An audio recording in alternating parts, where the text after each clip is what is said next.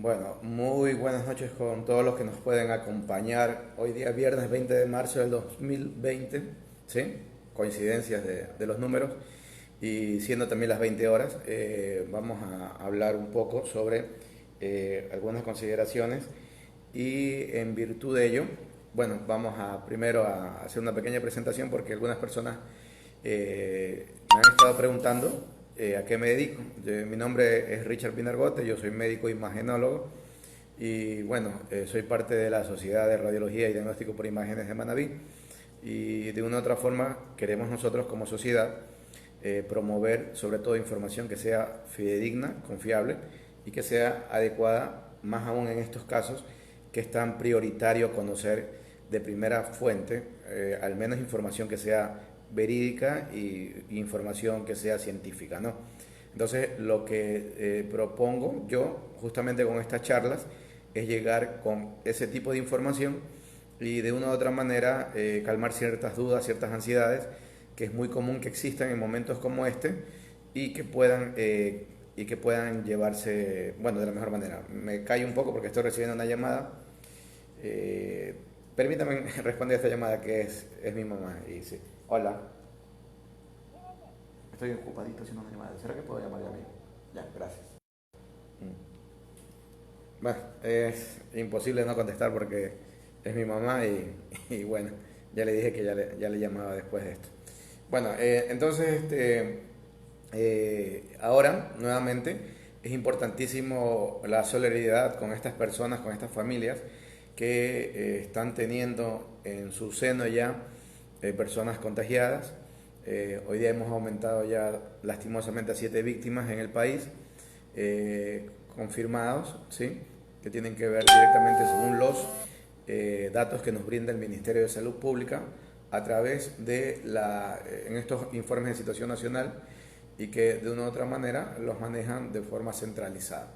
Entonces, el último corte que hicieron hoy día a las 16 horas nos arroja que ya tenemos 426 casos confirmados, hay 711 casos en sospecha, las 100 personas fallecidas, para las cuales nosotros, al menos de una u otra manera queremos llegar con solidaridad para la familia, ¿no? Y que, bueno, que puedan encontrar un poco de resignación, que va a ser muy difícil sin lugar a dudas, ¿no? Y también tenemos que existen 533 casos descartados y un cerco epidemiológico a 1.213 personas. Entonces, hoy día voy inicialmente a tener presente algunas preguntas que se hicieron el día de ayer, unas que otras fueron contestadas y otras sí es importante que yo pueda mencionarlas de acuerdo a lo que han ido preguntando, porque quedaron ahí en el tintero, por decirlo así.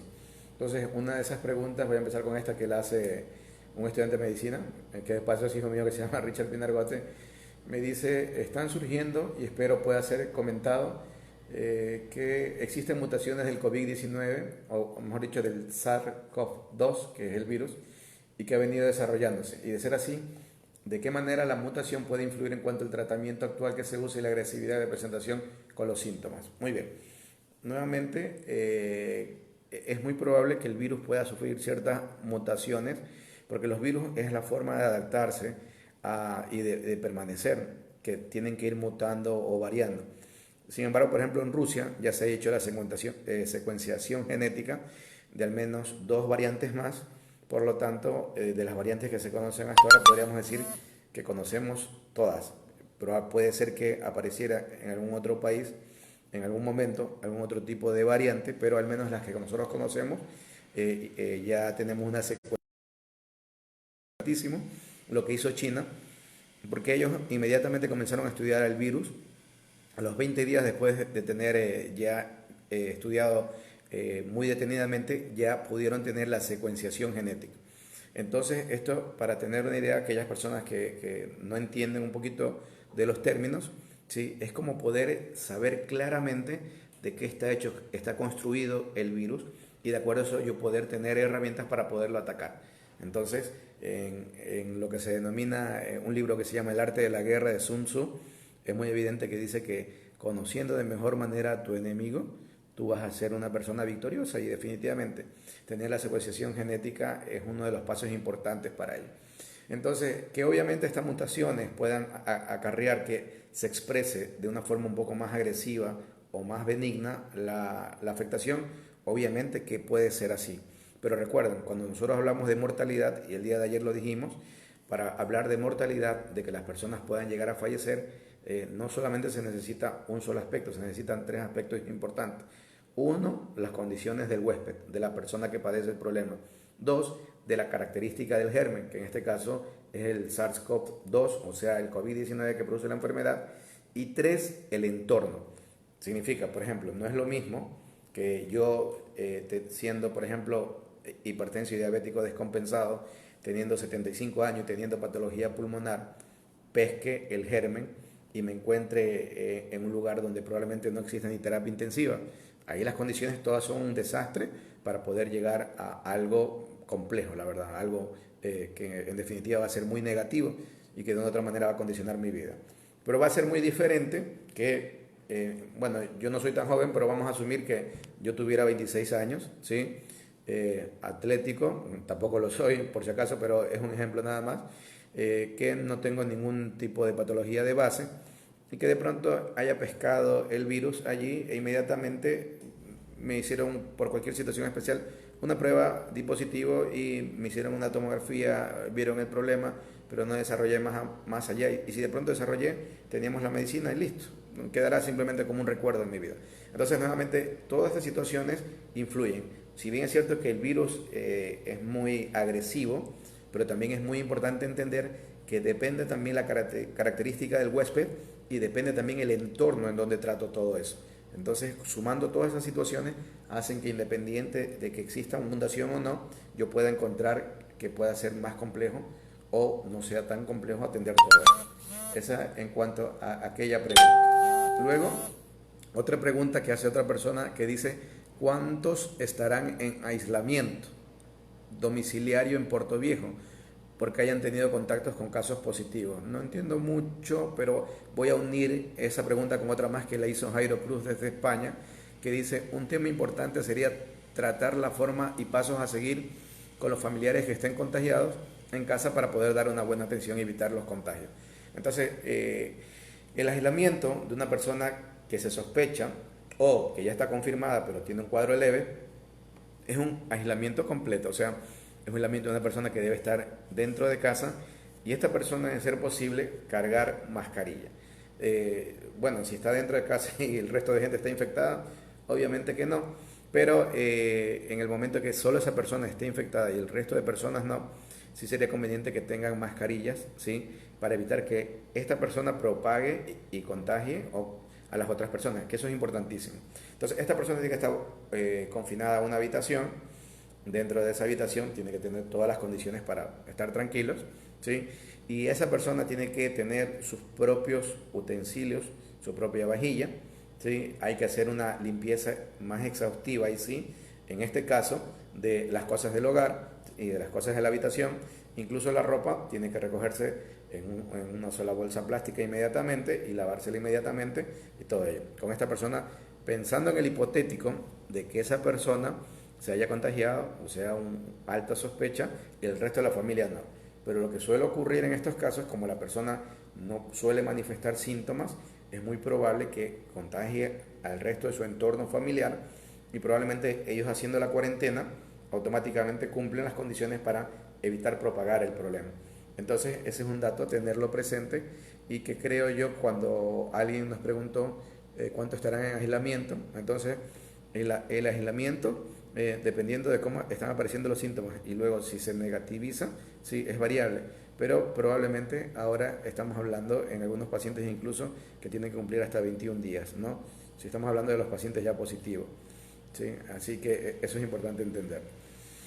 Luego, Ruth María León Vélez de Guayaquil, ella preguntó ayer, yo lo respondí ayer, pero ya lo respondí al final y me dijeron algunas personas que no escucharon bien, igual que cuando repetían el video no entendían bien. Entonces ella pregunta, me imagino que debe tener algún familiar que está embarazado, dice, ¿crees que es necesario que una mujer embarazada salga de su casa porque le toca el control mensual, ¿sí? O la eco de 28 semanas que ella considera importante porque detecta malformaciones? Entonces yo le decía, perdón que me rasque acá, yo le decía que el control, todo lo que es control, ¿sí? En cuanto a salud, incluyase embarazadas, incluyase control del niño sano o del adolescente sano, en este momento está pospuesto, ¿sí? Incluso patologías crónicas controladas que tengan que recibir control, en este momento también está pospuesto por la emergencia sanitaria que estamos viviendo.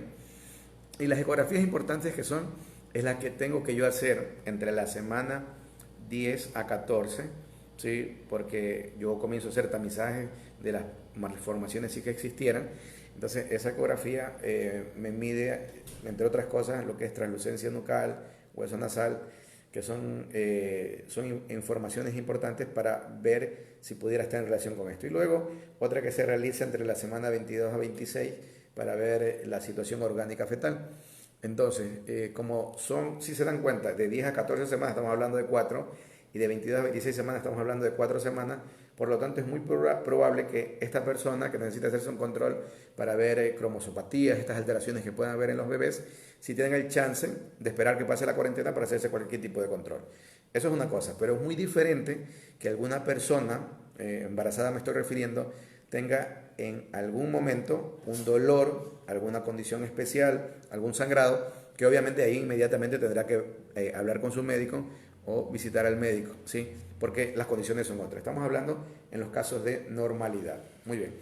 Aquí es interesante lo que una colega nefróloga que trabaja en Santo Domingo, la doctora Verónica Villalba Rosales, nos comenta, nos dice: ¿podrías referirte a las medidas de protección necesarias para la atención de pacientes según los niveles de atención?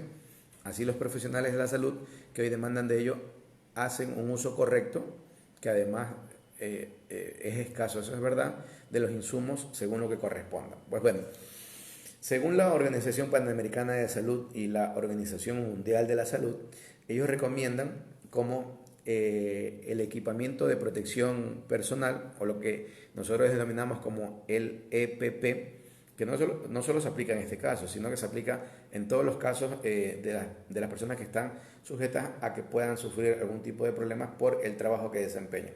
Pero ahora estamos hablando específicamente de las personas que cumplen el rol de salud y que tienen que enfrentarse a esto. Entonces, en los hospitales donde está siendo seguido y sostenidamente llegando muchos casos de pacientes sospechosos o quizás positivos, probablemente van a darse cuenta que los guardias de seguridad lo dirigen a un primer sitio. Generalmente esto lo están haciendo en la parte exterior, en una carpa, en un lugar que reúne ciertas condiciones, que se denomina el triaje, ¿sí? El triaje es una condición, una entrevista inicial que realiza un profesional de la salud, y lo que se encarga es de recabar datos e información.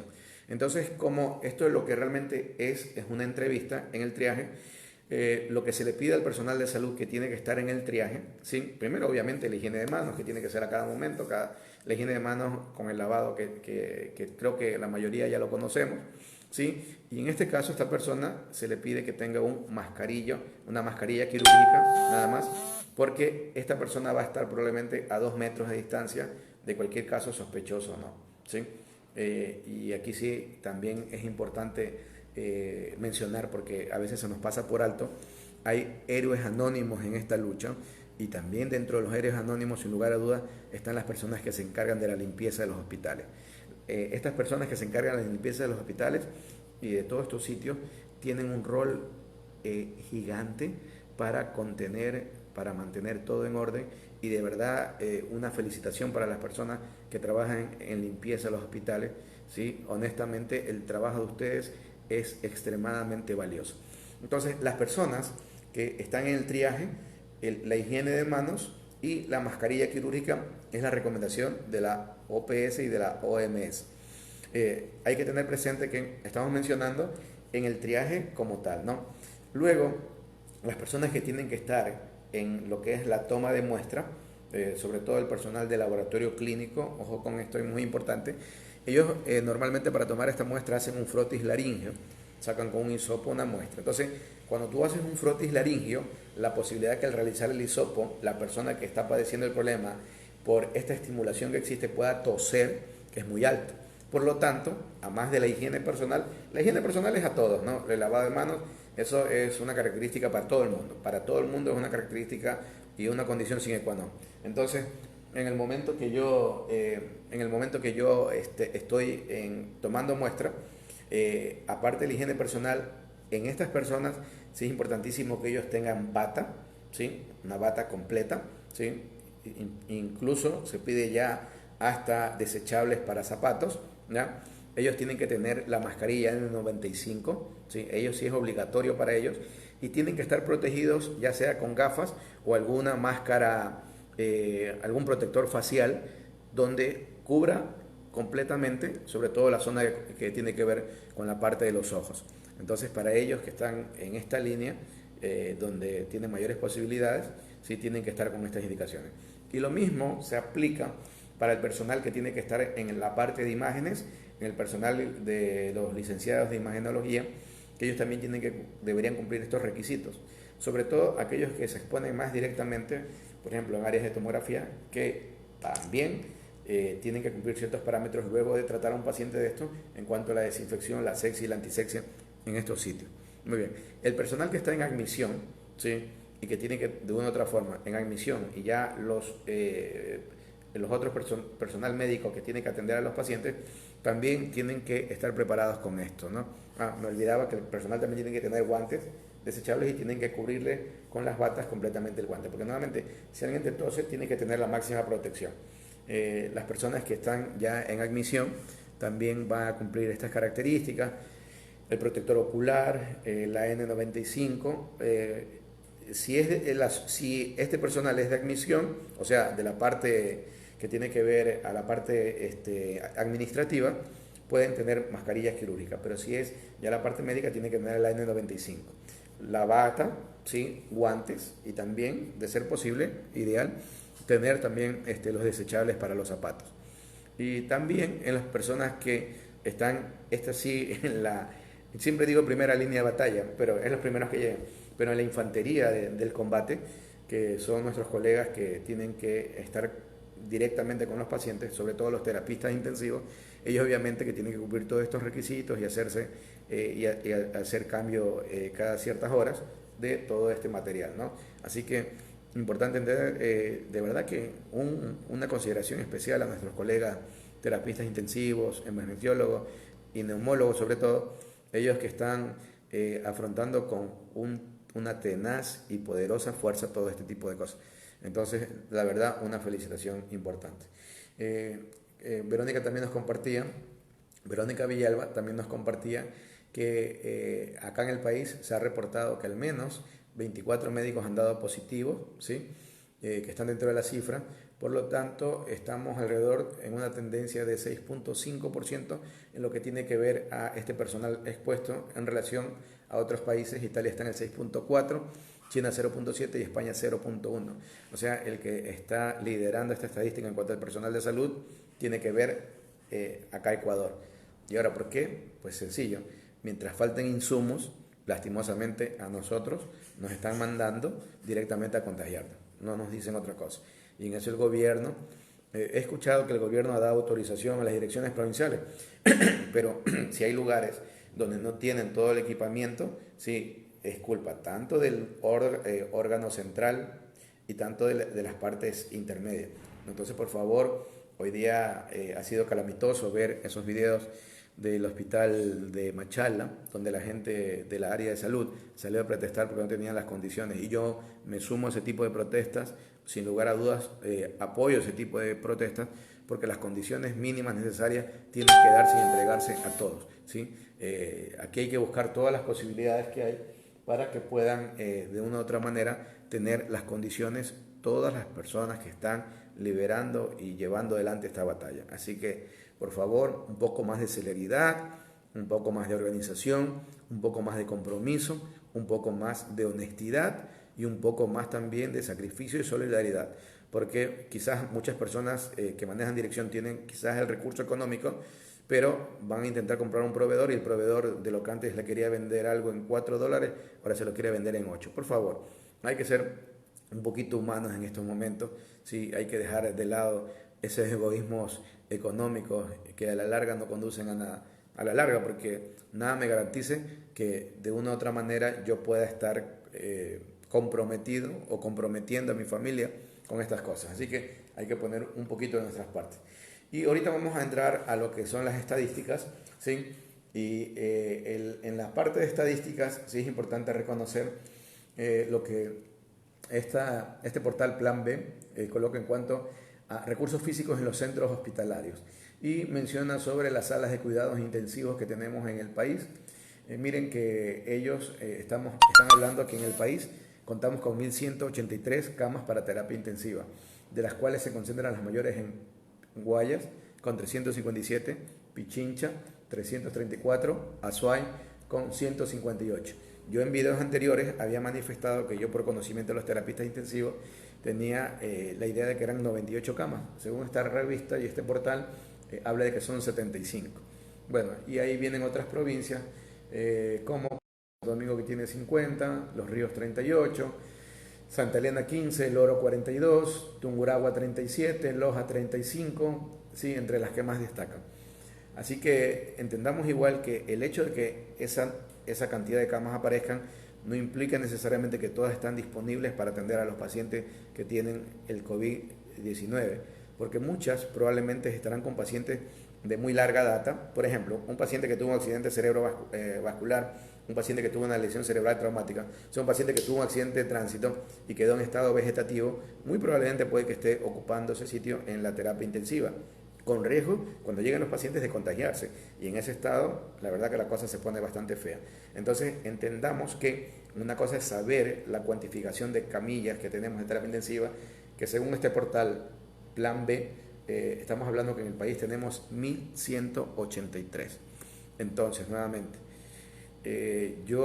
bueno, no voy a hablar como primera persona, pero el gobierno, que asumo yo tiene también los mismos conocimientos de información, debería estar pensando como al menos intentar duplicar la posibilidad de tener más camas, ¿sí?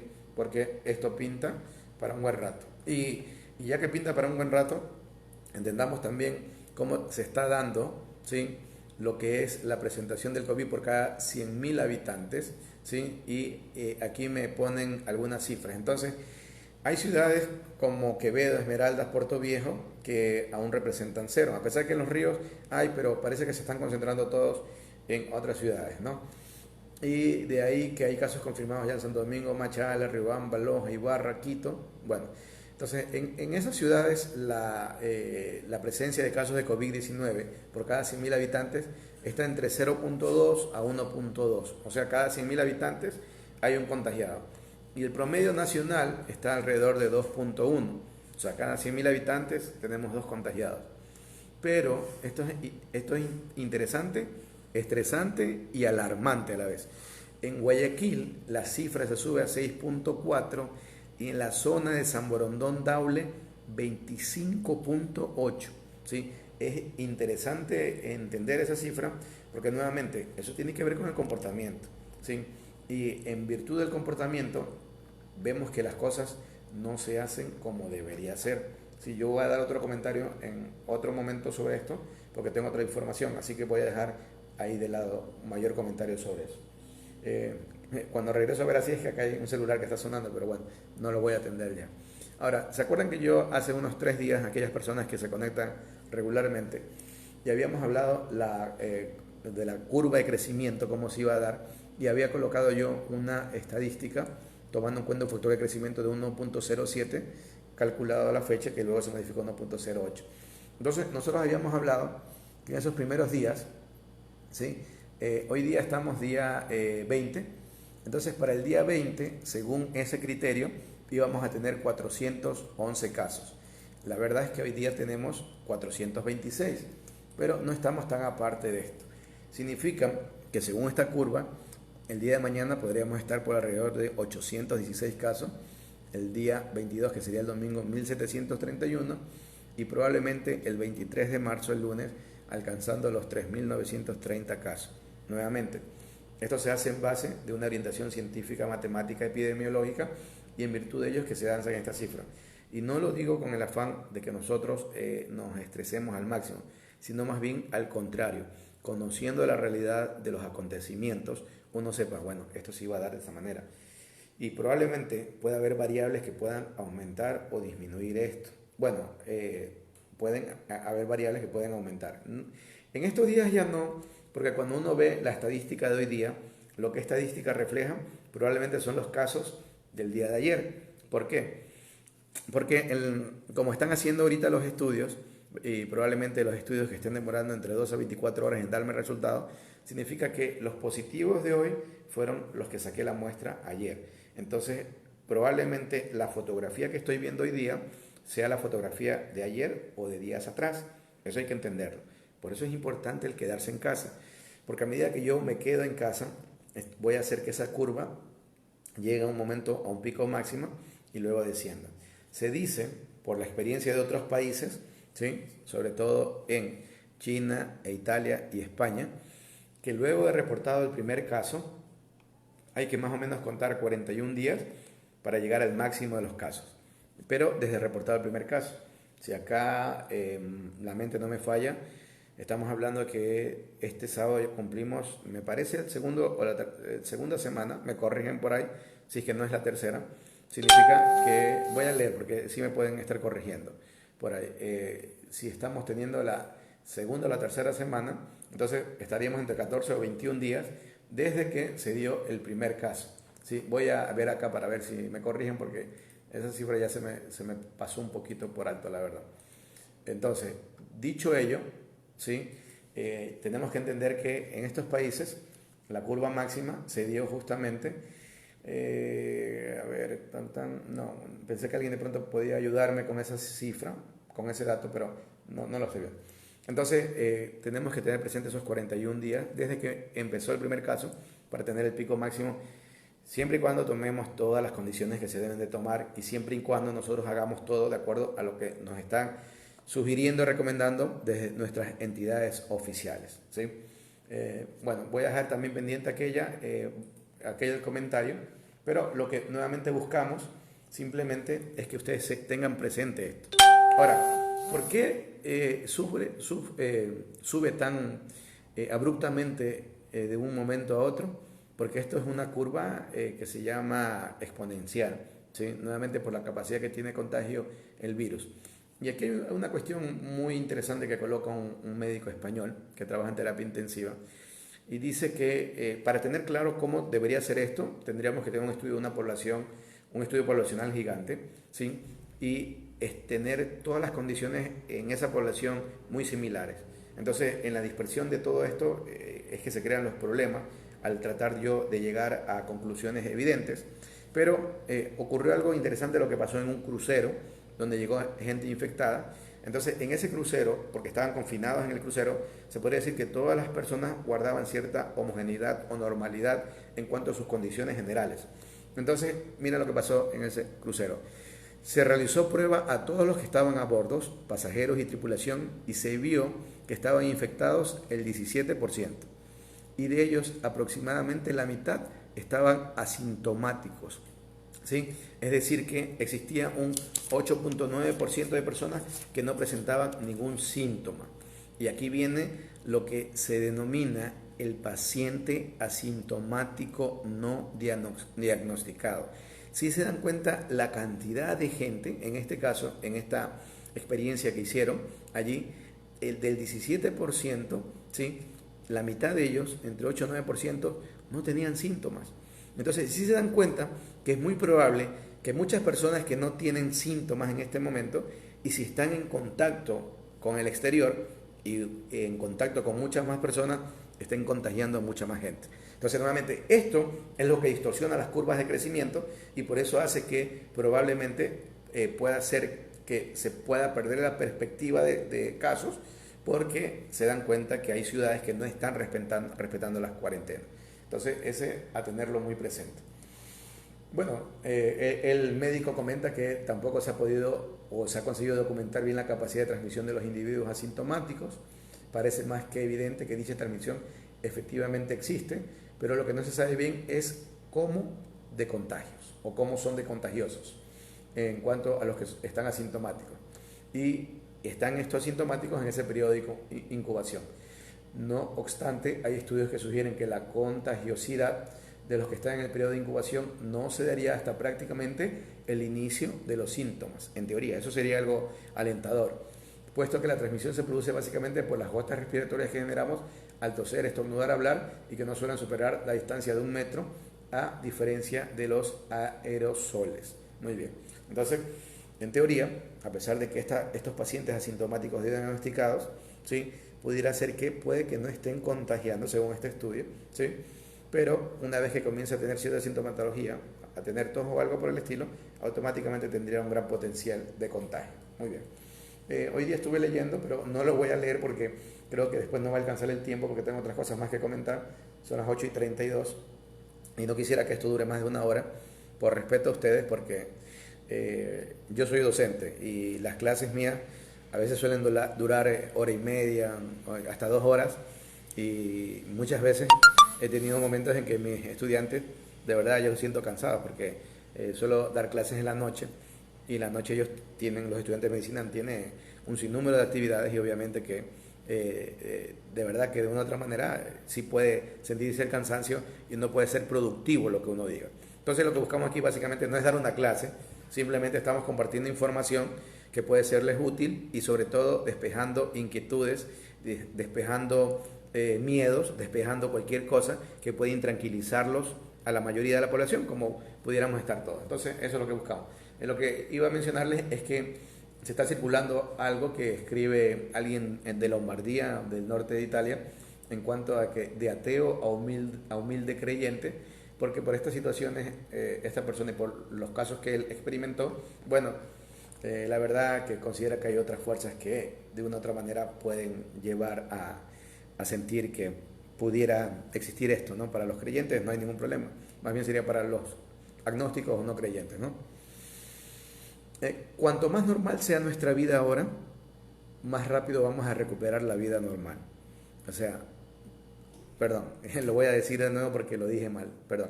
Cuanto más anormal sea nuestra vida ahora, más rápido vamos a recuperar la vida normal. O sea, en todas estas cosas que estamos viviendo ahora, sin lugar a dudas, esta sensación de sosiego, de angustia, de desesperación por momentos, de inseguridad por otros, en fin, tantas cosas que podemos sentir, ¿sí?, hacen que estemos viviendo momentos anormales. Pero sin lugar a dudas, ¿sí?, aquí Jairo me responde que el primer caso fue el 14 de febrero, ¿sí?, a la fecha, claro, es cuestión de ir contando los días. Gracias por la información. Entonces, el primer caso acá en Ecuador, ¿no?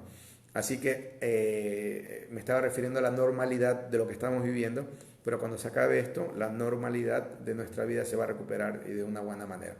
Y vamos a darle sentido a muchas cosas también. Bueno, aquí entramos ya a la parte médica, que sí es importante siempre confirmarla, hablarla.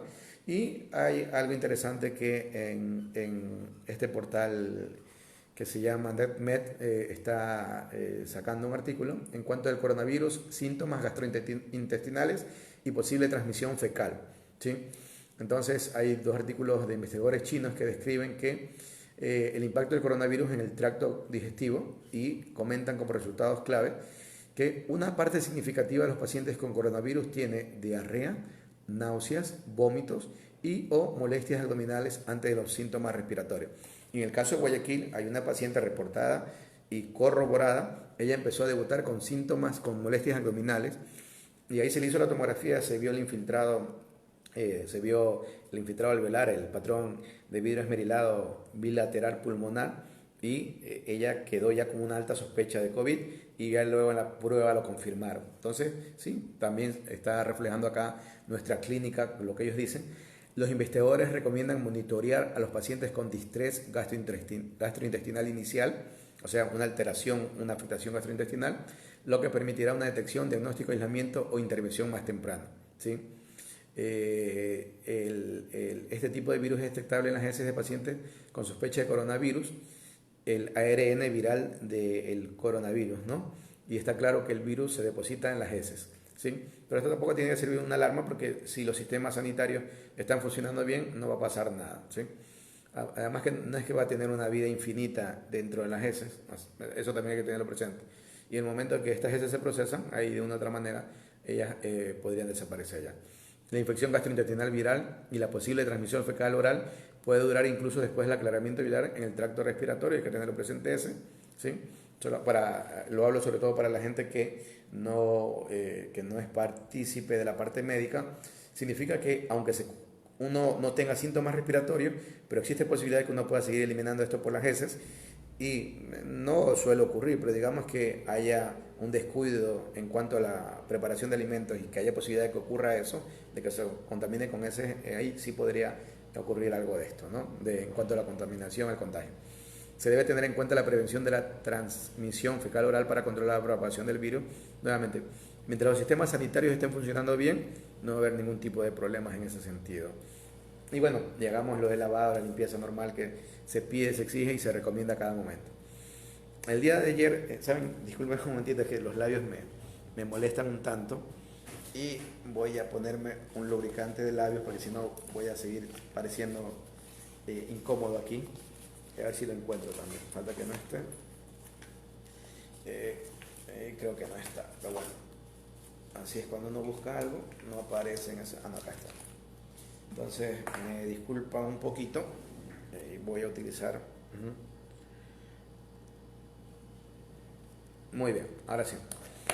Entonces, estaba comentando estos datos que más interesa a la parte médica, que es importante. Y luego también, el día de ayer, yo les había mencionado que se había compartido que por resonancia magnética en pacientes que tienen COVID-19 se habían visto encefalitis. Y hoy día me topé con este caso o esta presentación de artículo del Hospital Ditán de Beijing, que considera la posibilidad de infecciones del sistema nervioso central y recomienda pruebas de líquido cefalorraquídeo a tiempo para evitar retrasos en el diagnóstico y reducir aún más la tasa de mortalidad en los pacientes críticos. Esto es importante, significa que el proceso y también el compromiso a nivel cerebral puede existir, ¿no? Anunciaron que curaron a un paciente masculino cuyo líquido cefalorraquídeo tenía virus y en la unidad de cuidados intensivos el paciente desarrolló síntomas asociados con la disminución de la conciencia y aunque no había signos anormales en las imágenes de tomografía de la cabeza. Recuerden que para ver este tipo de afectaciones muchas veces necesito tener resonancia magnética, pero sí, muchas veces ya es un problema hacer tomografía, imagínense lo complicado que se va a volver a hacer resonancia magnética.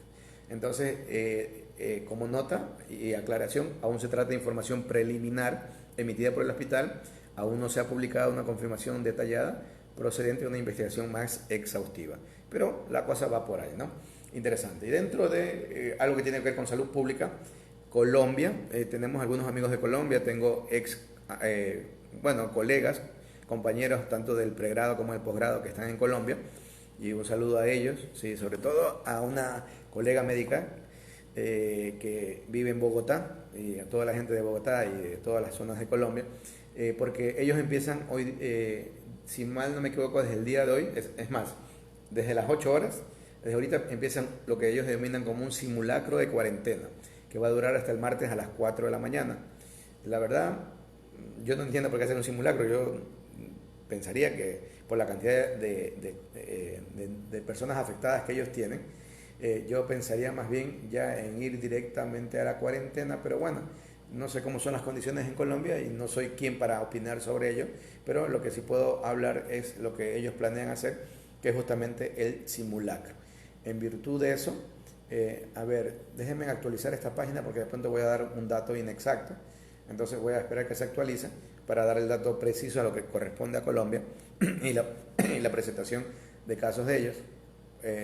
Nuevamente, los datos que estoy dando corresponden a la página de coronavirus, de casos globales de coronavirus, que lo maneja la Universidad de Johns Hopkins.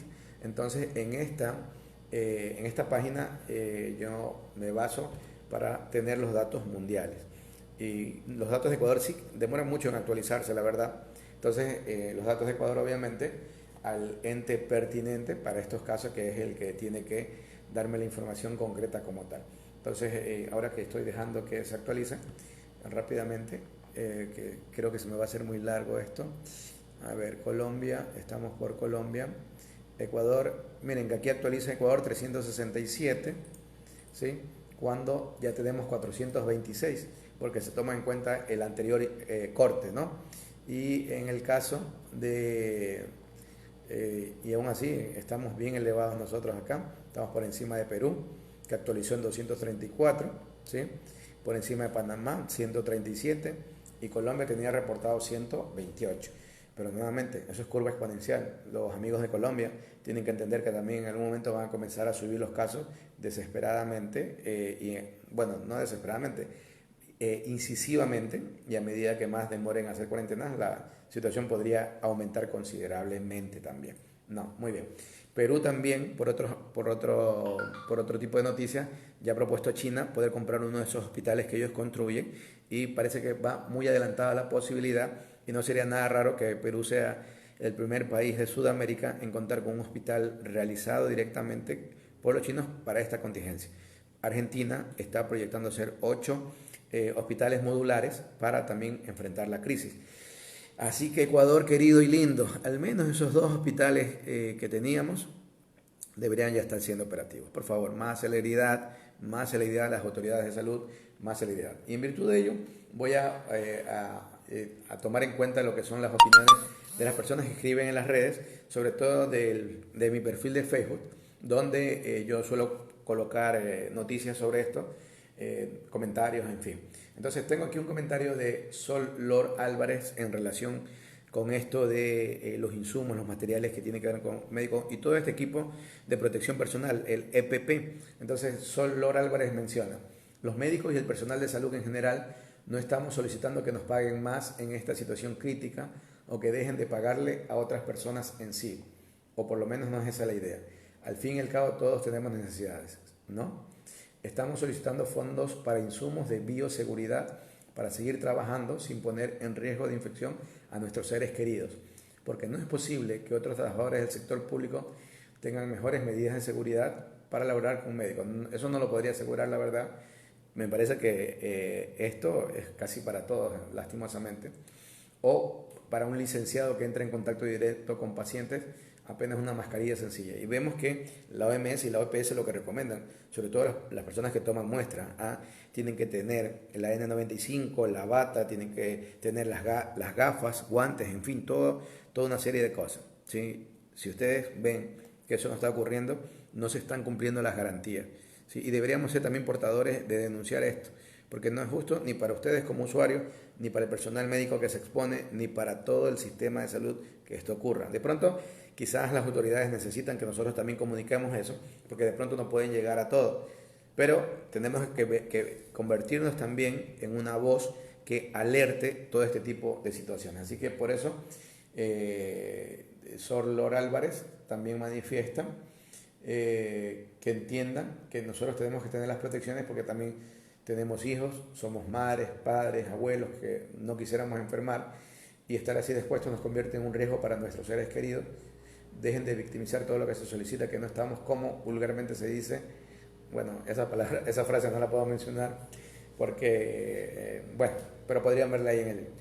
Eso me parece muy certero el comentario de Sol Lor Álvarez. Lo único que yo también añadiría o modificaría es que muchas personas del sector público tampoco tienen las condiciones de bioseguridad, por si acaso, no solamente son el personal médico de salud. Entonces, porque también veamos a las personas que hacen la limpieza, veamos a las personas que están en administrativo, veamos todo eso, o sea, no solamente veamos la parte médica. Entonces, la exigencia es para todo el personal, ¿sí? Para todo el personal. Cari Peña hace relación o menciona a algo que sucedió hoy día. El IES empezó a entregar dinero en efectivo mediante cooperativas, bancos, etcétera, a un número importante de personas y esto condicionó que ocurriera lo que no queremos que suceda, que las personas comenzaron a aglomerarse en las instituciones financieras. Aquí en Puerto Viejo, por ejemplo, en la avenida Manaví frente al aeropuerto, tuvieron que cerrar la avenida, yo pasé por ahí, tuvieron que cerrar y desviaban el tráfico por la cantidad de gente que había.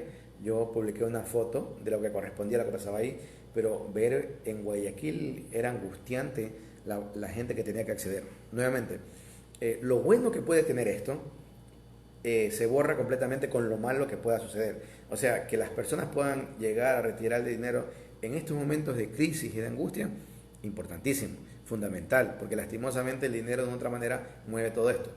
Qué interesante e importante hubiera sido que nosotros tuviéramos ahorita la aplicación de la billetera digital, porque ahí no habría necesidad de ir al banco, sino que te acreditaba en tu billetera, tú ibas y pagabas con tu billetera a otro centro, etcétera.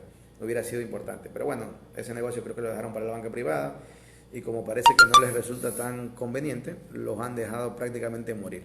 Pero hubiera sido interesante tener eso. Ahora, ya que no tenemos eso, hubiera sido importante que el seguro se hubiera encargado de, por dígitos, ir llamando día por día. Señores que acaban en dígito 0, vengan hoy. Señores que acaban con dígito 1, vengan mañana. Con dígito 2, pasado mañana, etc. Y así ir descongestionando, porque ¿cómo es posible que yo aglomere a personas y en algún momento uno solo contaminado llegue allí y me arme un desastre? Por Dios, o sea, hay que tener un poquito de sentido común, de criterio, de lógica. Hay que actuar en eso. O sea, lo que nosotros pedimos a las autoridades, sí, primero honestidad. ¿Sí? Queremos que todas las cifras que nos den, toda la información que nos están brindando, sea honesta.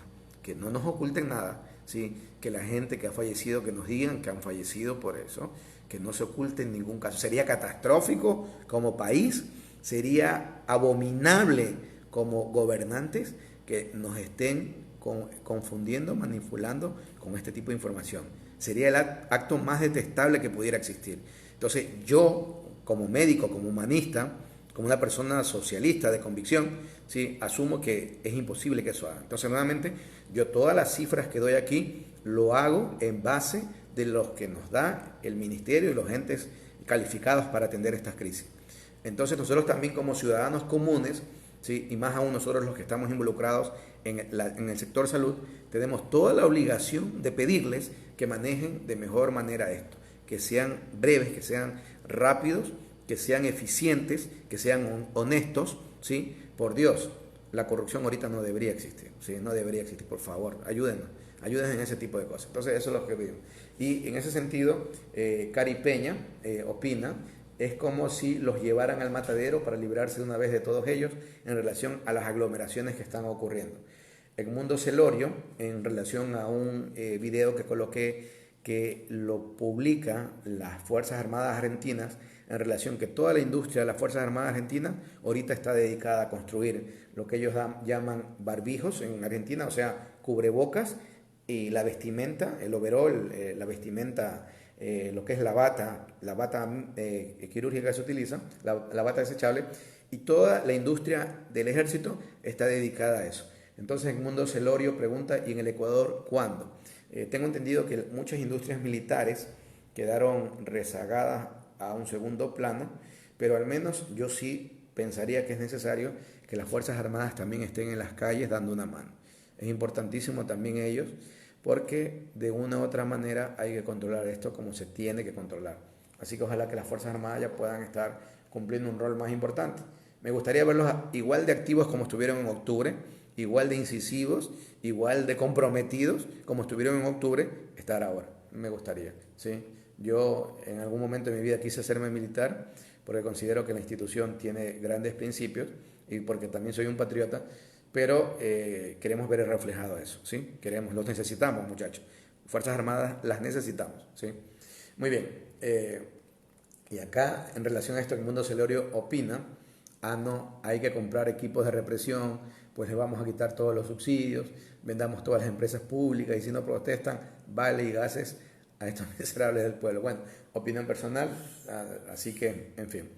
Carmen Monge Jairala, sí, pregunta en cuanto a otra publicación que coloqué hoy día que tiene que ver con los cobros de los celulares que te quitan el servicio, sobre todo de la empresa Claro, la más, ¿qué podré decir? Palabra que no ofenda tanto, la más insensible en estos momentos.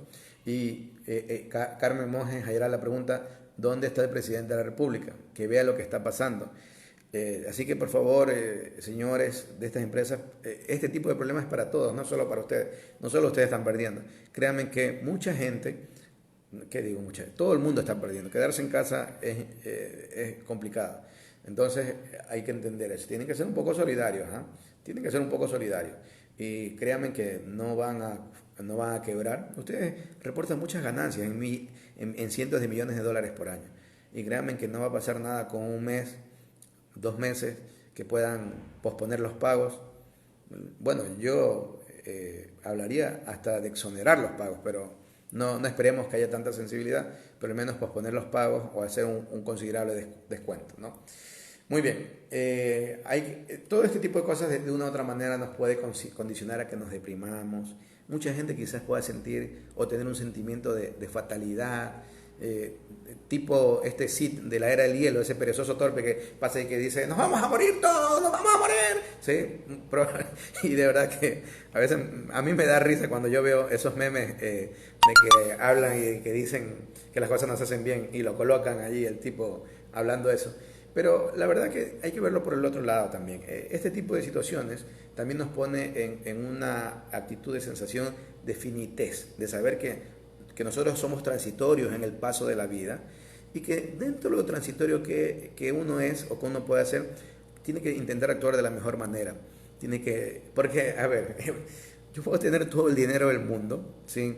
E incluso digo, este dinero lo voy a evitar que el resto de mis hijos lo puedan disfrutar, etcétera, ¿sí? Pero y cuando mis días terminen, porque van a terminar, ¿sí? A veces me da chiste porque tengo pacientes que me dicen, doctor, pero me voy a morir.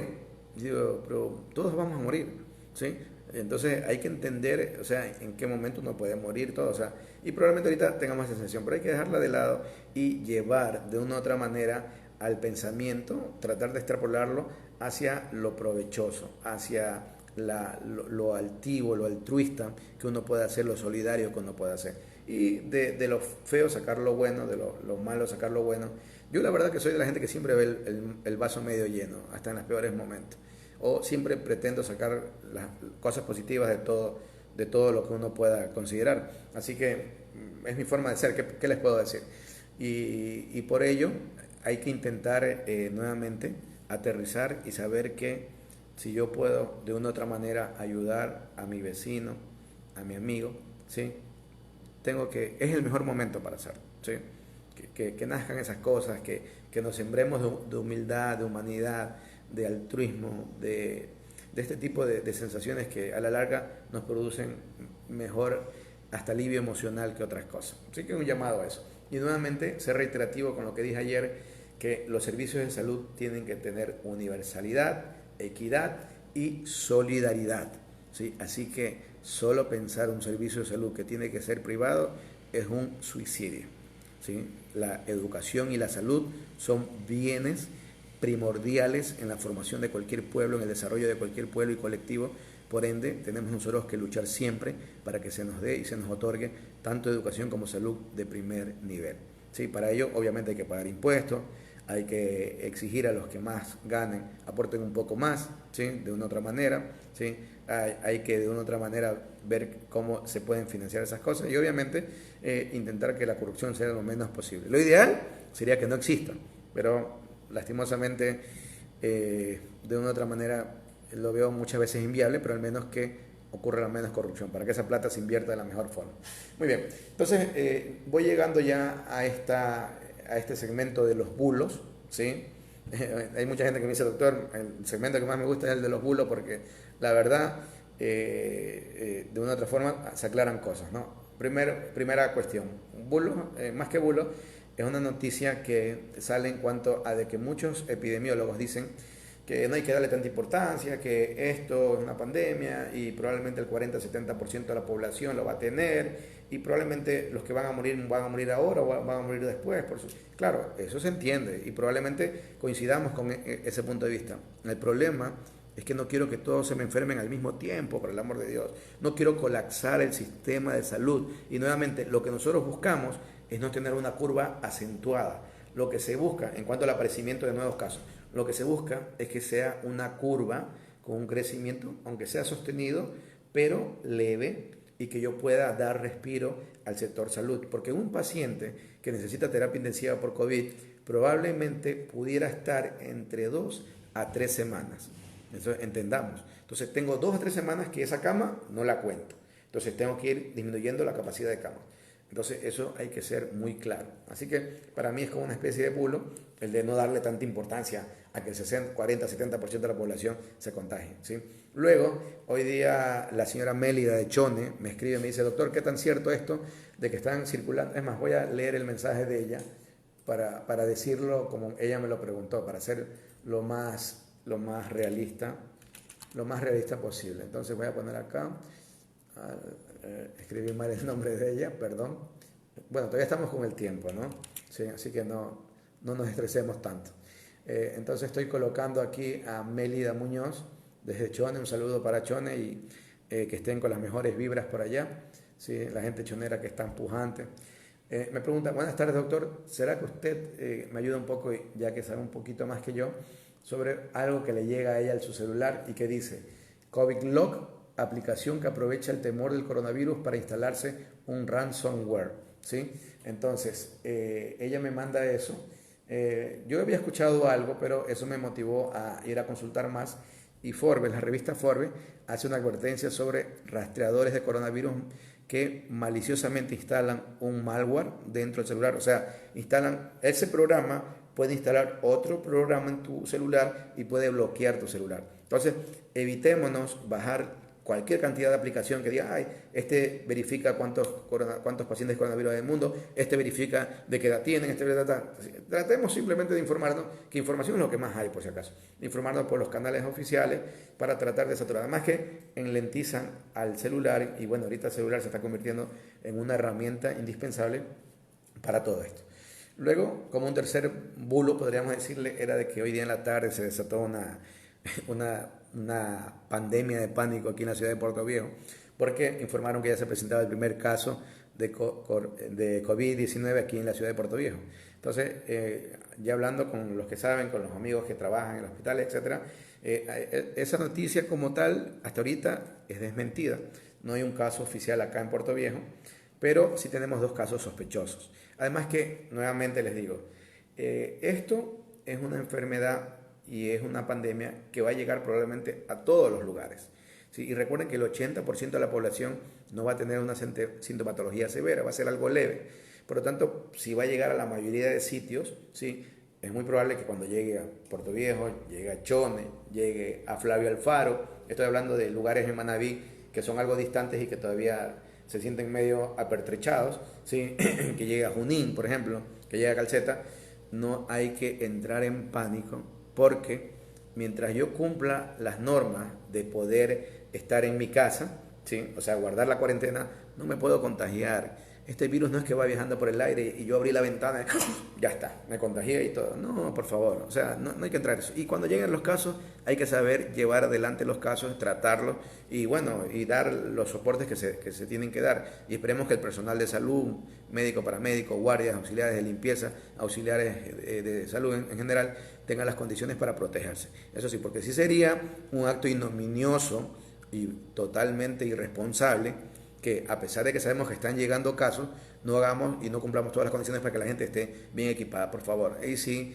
un llamado muy, pero muy puntual a las personas que administran la salud para que estén trabajando de la mejor manera. Yo la verdad, estaba en el chat, que yo tengo algunos chats, pero el chat de la promoción de mi universidad, yo mencioné algo como este, hay gente que no le gustó, pero miren que, digo, si hay personas que trabajan administrando esto y de pronto están muy estresados, consideran que no pueden afrontar esto, pero díganlo, den un paso al costado y que venga otra persona que tenga mejor iniciativa, que tenga las condiciones como para poder afrontar de mejor manera. Sí, yo no quiero nada de eso por si acaso, sí, pero mi punto en este momento ahorita es sugerir opciones. Pero lo que digo es que sí tenemos que tener gente capaz que ayude. Porque el vicepresidente dice, yo ya mandé el dinero a los distritos provinciales. Los distritos provinciales dicen, yo ya mandé dinero a los cantonales. Los cantonales dicen, yo ya verifiqué en el hospital que todo está bien y todo está bien. Y cuando llegamos y no es la realidad, ¿a quién lo culpamos? Pues, o sea, tengo que culpar al director cantonal, al director provincial, al ministro, al vicepresidente, porque el presidente no existe, la verdad. O sea, ¿a quién tengo que culpar? ¿Ah? ¿O a quién tengo que reclamar? ¿A quién tengo que exigir? ¿A quién tengo que pedir que las cosas se hagan bien? Sí, porque todos tenemos la situación de exigir de que las cosas se hagan bien. O sea, cualquier ecuatoriano, por muy humilde o por muy pudiente que sea, tiene la misma voz. ¿Sí? En fin. Bueno, eso en cuanto a los bulos, ¿sí?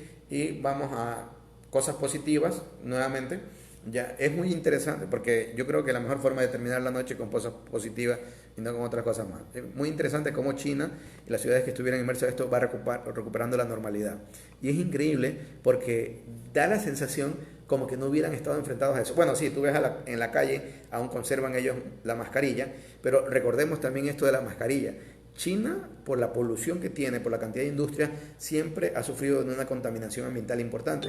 Entonces, el uso de la mascarilla, desde antes de esto, siempre era como muy exigido para mucha gente, motociclistas, este tipo de cosas, y lo tenían como una costumbre. Entonces, ahora como que es mucho más obligatorio. Entonces, da una alegría y bueno, no puedo decir son envidia, porque cuando ellos comenzaron a tener el problema, mucha gente lo veía tan lejos de eso, que seguían sus cosas. Mucha gente comenzamos a preocuparnos, a decir, uy, esto va a llegar, esto va a llegar, esto va a llegar, y todo eso, y comenzamos a movernos en redes. Entonces, de las condiciones que uno tiene para poderse, por ejemplo, yo pregunto en el día si quieren esto, porque la verdad, para mí también es un acto de relajación, de desestrés venir a charlar acá. Y aunque me gustaría estar acompañado con alguien más o interactuar más, sería importante, pero bueno, es esta situación. Entonces, uno cuando China comenzó a tener los problemas lo veía tan lejos, y ahora China viendo la normalidad, uno se siente, uy, pero ellos ya están allá y nosotros sufriendo esto. Pero bueno, paso a paso, tiempo al tiempo, y cada uno. Y en ese sentido, también es importante que hoy día algunas personas me escriben y me dijeron, doctor, estamos cumpliendo lo de agenda de actividades. Vamos a ver cómo nos va. Yo espero que les vaya muy bien. Entonces, la agenda de actividades, no se olviden de incluir tiempo para hacer actividad física dentro del hogar, de ser posible, ¿sí? Y no necesitan tener un gimnasio especial, sino que se pueden hacer muchas cosas, ¿no? A veces con cuestiones muy elementales, por ejemplo, frascos, recipientes, puedo hacer sesiones de pesas, puedo hacer calentamiento saltando, puedo ver videos de gente bailando. Bailoterapia va muy bien, ¿eh? Y relaja mucho. Hay gente que le gusta mucho la cuestión del baile. Yo, por ejemplo, para bailar, yo tengo 2 pies izquierdos y pies planos encima de todo, así que no me meto en territorio que no sé. Pero hay gente que baila muy bien y que le gusta hacerlo. Entonces es una actividad física que de paso llena de energía, revitaliza. Entonces las personas que pueden bailar en casa, veo los videos que publican amigos, amigas, compañeros, compañeras, colegas, que los pasan por TikTok, son muy divertidos, la verdad.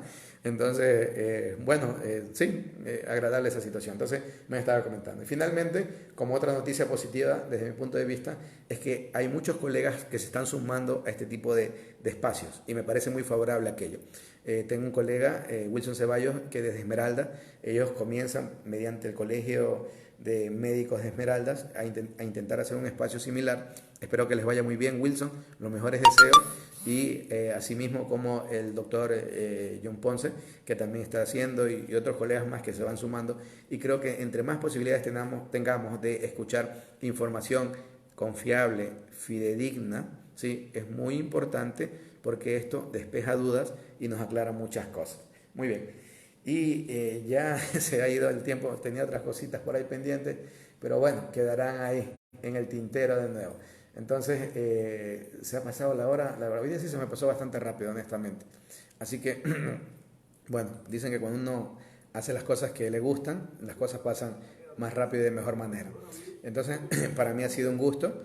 Sí, no alcancé a leer los comentarios de ustedes. No sé si estamos muy tarde para hacerlo. Déjenme ver si no son muchos, para ver si los leo. Porque sí me gustaría, de acuerdo a eso, bueno, viendo qué está sucediendo, ¿no? Veamos si puedo leerlos. Me regalan 2 minutitos, ¿sí? Entonces vamos a ver si puedo siempre para recuperar esto. Sí se han dado cuenta que yo sufro, pero bueno, disculparán, ¿no? Ya saben que lo empírico y lo muy básico nos obliga o nos conduce a esto. A ver, aquí tengo en teoría 27 comentarios, pero solo alcanzo a ver no todos ellos, ¿no? Déjenme poner esto en grande. A ver si puedo ponerlo en grande. No, acá, veamos si lo puedo. Yo sé que estoy con el tiempo ya pasado. Déjenme acá silenciar esto. Ahí vamos viendo. A ver, creo que ahí ya estoy pudiendo recuperar ya. A ver, vamos viendo por acá. Dicen ahí los que se han conectado. Josué Mero, saludos doctor, buenas noches. Saludos Josué. Esta persona que nos sigue, que se llama Inca, psicóloga, asumo yo, da gracias. ¿Sí? Araceli Alcíbar, saluda. René Enríquez, él es un colega médico en Quito, un excelente cirujano. Dice, excelente iniciativa Richard, saludos desde Quito. Los saludos René, ojalá que tú, tu familia y todos puedan estar de la mejor manera. Sí, un gran profesional, sí, gracias por ello. Paulina Santander, sí, viva Chone, ella chonera, obviamente. Jairo Cruz dijo, un sabio chino, no voy a mencionar lo que dice. La doctora Charita Alexandra Mosquera Rivas dice, me ha hecho reír, doctor. Un poco de humor nada más en este momento, por supuesto, no hay que dejar de reír. Pese a todo, no hay que dejar de reír, desprendemos endorfina, modulamos el sistema inmunitario, o sea, no podemos perder eso. Juana Zambrano, ¿sí? La abuela de mis hijos mayores, felicitaciones doctor, muy buenas recomendaciones. Jairo Cruz, tal como la situación del país, se debería proceder a un estado de emergencia nacional y no salir de casa de la mejor forma firme para combatir el virus y quédate en casa. Muy bien, ¿sí? 4 Live, algo me ponen eso, no entendí el mensaje. Guacho Muñoz dice, una consulta mi gran amigo, ¿cómo subiría la defensa? Soy paciente diabético. Yo este tema lo voy a ampliar mañana por una cuestión de tiempo. Segundo Alfonso Pinargote dice, acá en Argentina estamos en cuarentena total obligatoria y con sanciones severas para aquellos que incumplen. Sí, escuché que empezó desde anoche la cuarentena, así que bueno, que nos vaya muy bien, hay muy pocos casos, entonces ojalá que tengan la mejor de los éxitos. José Luis Guillén Rivera manda saludos, luego Inca, psicóloga también, muchas gracias por sus consejos y aclaraciones. Segundo Alfonso Pinargote, saludos de Argentina, bien por usted por ayudar a salir de la ignorancia. Bueno, es más despejar dudas, ¿no? Y sobre todo los que están minimizando el desconocimiento. 15 Ceballos, ella es una ex alumna y me imagino que está en Chile, pero papá está por allá. Saludos doctor, un abrazo a distancia. Quería comentar una situación que se está dando en otros países, Chile.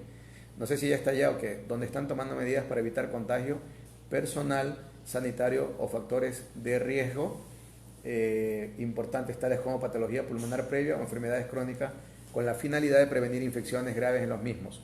Este grupo de personal médico de enfermería empezarán a trabajar desde casa con modalidad de teletrabajo de tal forma que el personal en teoría sano y en general más joven es aquel que se encargará de estar en los diferentes puestos de salud con turnos rotativos de 7 a 14 días.